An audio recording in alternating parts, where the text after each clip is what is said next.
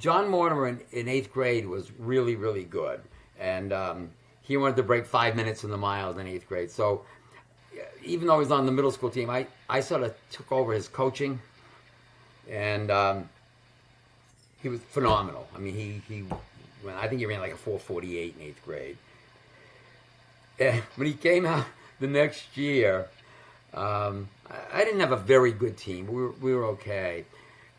And I can remember my older kids. I had a bunch of seniors on the team. They were nice kids. They just weren't super talented. And after a couple weeks of practice, I remember one of them saying to me, I think he might make our top 7 by the end of the year. And of course, I'm thinking he's probably going to be my best by the end of the year. And I really did think that. But as far as the team point of view, it probably wouldn't be good for him to kick their asses too early. Right. So, for example, in the Manchester Invitation, I ran him in the freshman race. We went down to Connecticut for I ran him in the freshman race, even though he was... So he didn't run that many varsity races. But by the time we got to Class L, he was in the top 10, made All-State. It was my first runner. But he just opened... The next year...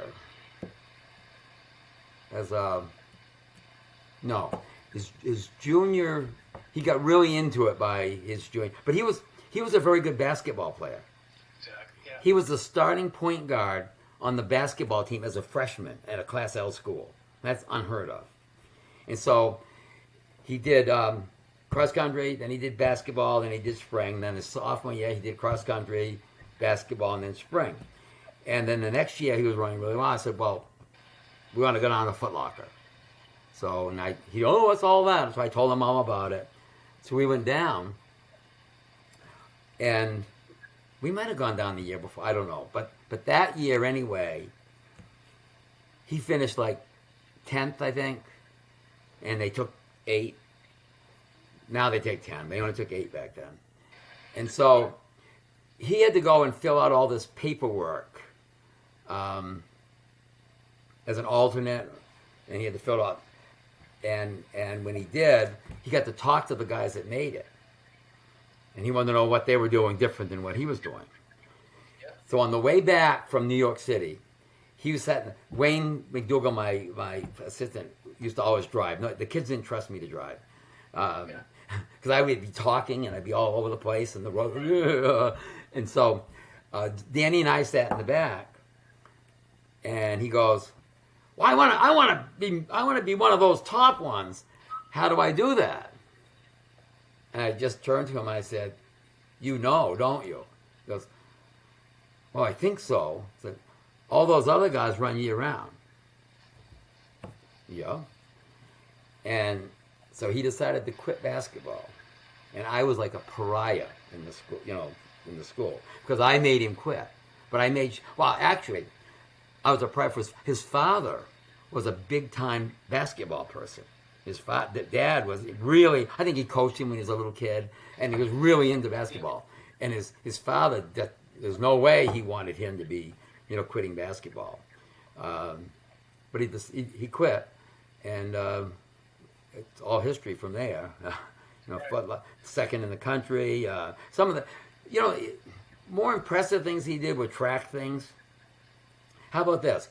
His senior year, okay, he was second in the country in cross country. He was the indoor national champion in the 2 mile. And he was the national champion in the steeplechase in spring. Pretty good year.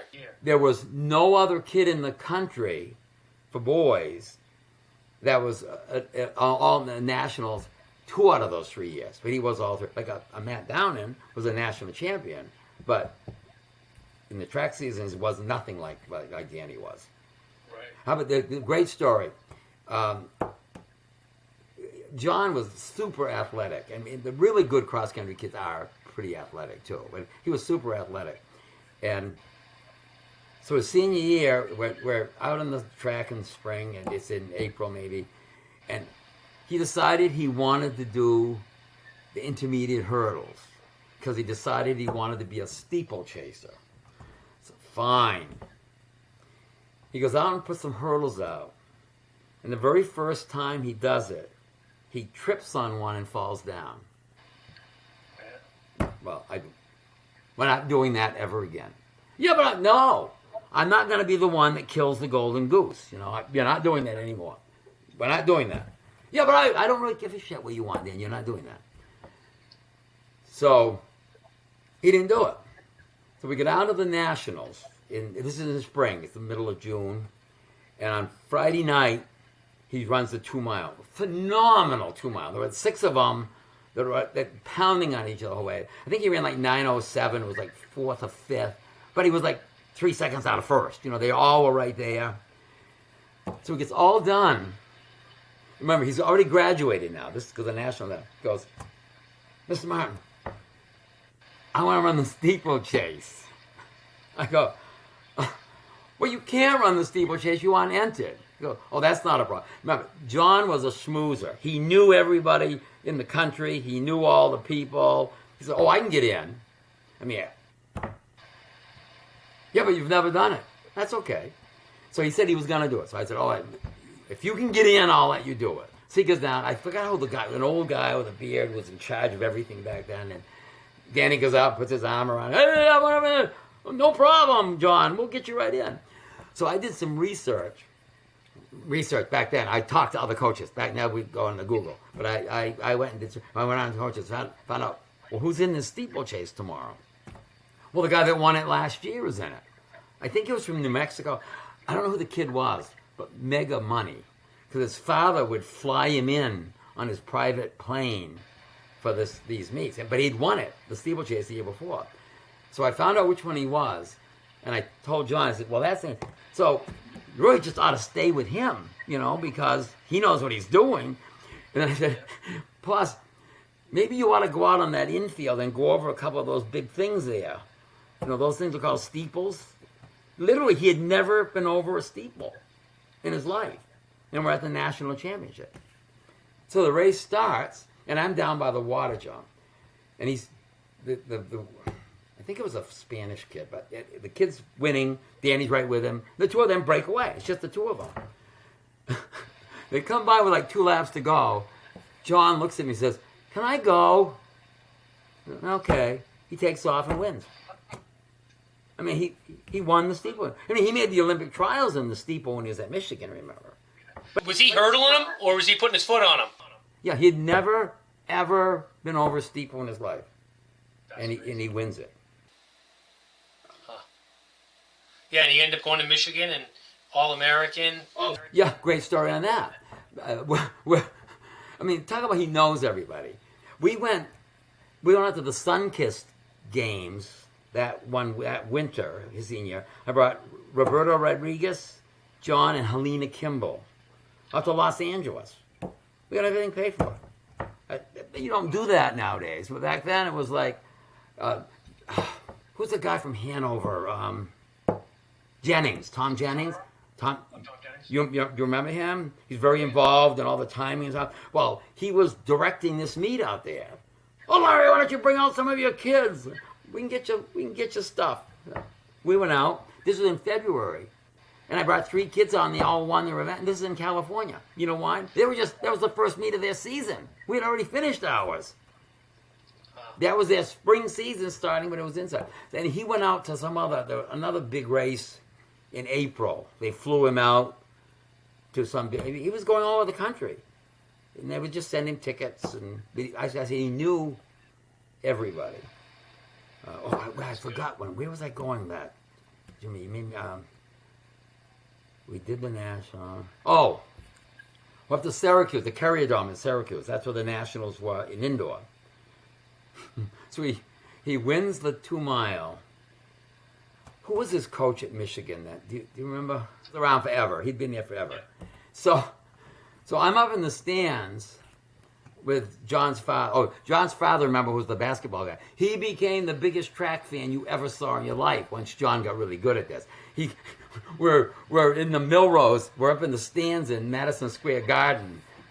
And he's watching his son run. And I turned to him and I said, Jack, do you think you'd ever watch your son play basketball in the Madison Square Garden? But here we are. And he goes, oh, you son of a bitch. Anyway, so we're up in the stand. John just wins the 2 mile. So his coach, John will get pissed at me that I don't remember. But the coach says to me, Coach, I want him. I'll give him everything that he needs for 5 years. Everything that's allowable under the NCAA, laundry. Does he wear glasses? I'll get him glasses. And he said, I'd give you a car, but we don't do that anymore. He actually said that. I mean, I think they used to do that kind of stuff. And I thought, gee, I missed out on this one. We give you a car, but we can't anymore. So it's over. Then John wanted to go there. So he did open a lot of doors. Yeah.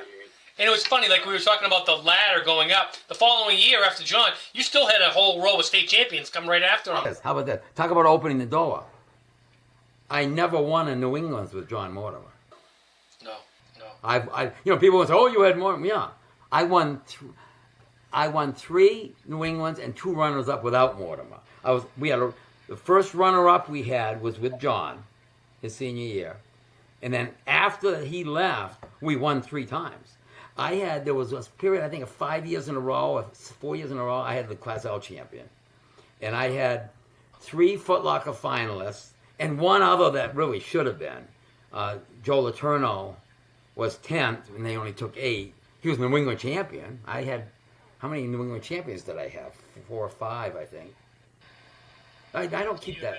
What, over 100 individual state champions? Yeah, but and I don't even know if those numbers are right. I mean, someone sort of helped with that. Yeah.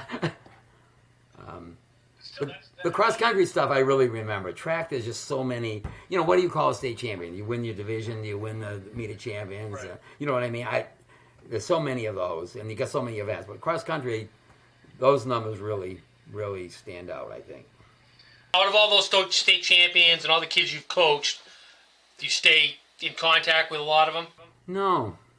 I've never really been big at that. I mean, it sounds crude, but when I move on to the next, it's there to become the focal point. I mean, John, I'm close to, but I'll see Todd Swenson maybe every couple years. But I don't FaceTime or email. I don't. Right. No, I really don't. None of them. I just never. And I know a lot of people do. And it's not they weren't important, but they were important in their time frame. But all my attention went to the next group, and all my attention went to the next group. But as a mentor, you've passed along a lot to those guys. You set a lot of them up for life. They earn scholarships, and if you earn a scholarship, to some of these kids, they might not have been able to go to college if it wasn't for that. So that's important. And again, right after they were out for the first year or two, but not once they get out of college, and you know what I mean.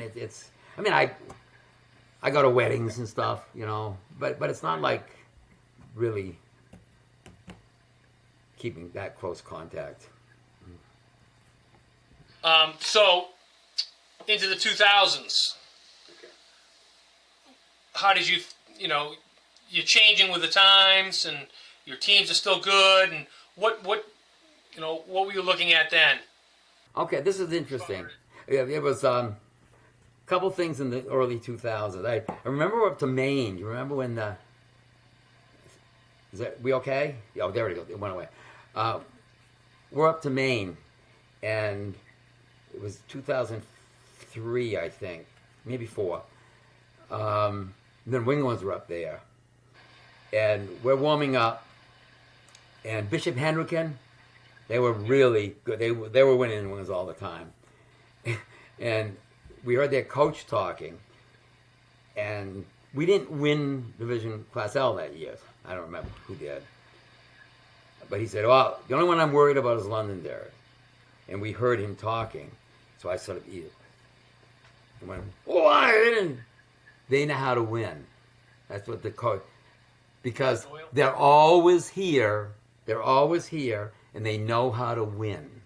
And I made sure my kids heard that. We finished second. We finished runners up there, and I don't think we were supposed to. Oh, how about this? We used to get down to New York City to the Manhattan College Invitational, and when you get down to that, they have like 8 seeded races, and they take the good teams and spread them throughout all the different. So not all the good. The Eastern states, they're all in one race, but at the Manhattan College Invitational, the good ones are in different races. And I only went down when we were good, and so the schools in New Jersey and New York finally caught on to that. And so if we were entered, they all wanted to be in our race because they knew we were going to be good. And that was back when I was doing all the fancy uniforms. Do you remember that? Every year we'd have new uniforms. Black uniforms. Yeah, black or bright lime. Or we'd have brand new uniforms, brand new. Of course, I was in the business, so every year we got brand new stuff, their names on it. And so we'd show up at New York, and we'd warm out, and people would watch us. And you'd hear them saying, that's the team from New Hampshire. They're the ones that are really, really, really good. And again, you know, the kids are all pumped. I said, well, now you got to match it. But we never went down. We didn't get down, you know, teams, well, we're going to go down for experience. What kind of experience do you want to go down and get your ass handed to you? That's not a good experience. We only went down if we were good. And we never finished out of the top three. Here's a great story, though. Back then, they'd run the 8 races, right? So they'd have 8 champions. But they used to crown the Manhattan College Invitational overall champion by taking the times of your top 5 kids and adding them up from all the winners to see who was the overall winning team. That so far, are you following that? Yep. Yep. Okay. The year Mortimer was a senior, we went down. We didn't win our race. We were second. We lost by 2 points. Oh, wow. But I totaled our times, and our times beat everybody else. So I went over to the awards thing, and I said, who won? They said, well, so Bishop Fenwick. I said, well, you ought to check Londonderry's times. Well, they didn't win. Well, it never says anywhere about winning. It says the school that has the top 5 times becomes the Manhattan College Invitational team. They go, yeah, but you have to win. I said, where does it say that? And it didn't say it anywhere. So we got the Manhattan College Invitational. I have a jacket that says Manhattan College Invitational. But the next year there was a new rule, and everybody down there called it the Londonderry rule. That you had to be a winning team to get it. And the reason we won it, the reason we did it though, see, Mortimer won the race by like a minute. So think about times. That minute was so important when you're adding up your top 5 times. Now, did you know that going in, or did you figure it out on the spot? Did I know what? Did you know that the brochure or whatever said that the fastest times? I was a fanatic as far as rules and knowing. The kids used to say, we're always the first one there, we're always the last one to leave, because Mr. Martin has to know every single thing that's going on, and I have to be prepared for it. I used to have this bag with everything imaginable that any kid could need in it, as far as gloves and hats and socks and tights and, you know, and anytime we went in with it, all the rules, entry, you know, all that stuff. Well, you know how I am with track. I mean, I was on, and so I knew. I mean, once I saw Mortimer's time, I said, you know, won't hurt to look at this. So I looked at it, and sure enough. But then go back, so later now, in the 2003s and 4s, it had gotten silly in Londonderry. During the summer, I would have planned things for my kids to do. Every Tuesday and Thursday, we'd get together for runs. But we'd go places. We'd go to the Musquash. We'd go up to Massabesic, you know, some of the trails. We'd go places to run. We'd get down to Salisbury and run from Salisbury up to Seabrook on the beach. I mean, we'd do really neat things in the summer. And so, sometime in the 90s, my parents got really involved with all this stuff. So a couple of them say, well, we got a lake house. You want to bring the kids over on a Tuesday, and we'll come over and host the run, and then we'll make a lunch and stuff for the kids. Oh, that's so good. So we did that, and there'd be a couple of them. It got to the point where the parents were competing with each other. This is no lie, I would have people calling me up in February wanting to know if they could have a certain Tuesday in August for the team run so they could take vacation then to host it. I mean, it got to be silly, you know. And so it used to be we'd get together in the morning and go for a run. Well, these 2 months, okay, this became an all-day thing. Finally realized this was really stupid. When we were good, we'd go and we'd do 2 runs. We'd do a run, and then we'd take a break and do another run. By the end, we were doing these little trips, and kids were showing up, didn't even run. Oh, I don't feel like running. But they wanted to go for the trips became more important. I got way more to do. Can we do this, continue another time, or what do we do?